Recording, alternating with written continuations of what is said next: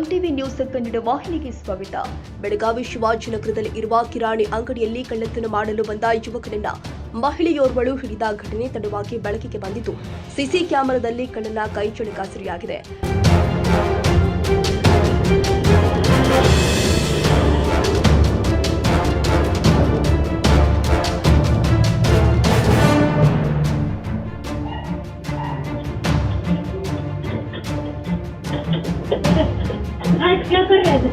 ಶಿವಾಜಿನಗರದ ಕಿರಾಣಿ ಅಂಗಡಿಯಲ್ಲಿ ಯಾರೂ ಇಲ್ಲದ ವೇಳೆ ಬೆಳಗಿನ ಜಾವವೇ ಕಳ್ಳತನಕ್ಕೆ ಯತ್ನಿಸಿದ ಯುವಕನನ್ನ ಮಹಿಳೆ ಹಿಡಿದಿದ್ದಾಳೆ. ಮಾರ್ಕೆಟ್ ಪೊಲೀಸ್ ಠಾಣಾ ವ್ಯಾಪ್ತಿಯಲ್ಲಿ ಘಟನೆ ಸಂಭವಿಸಿದೆ.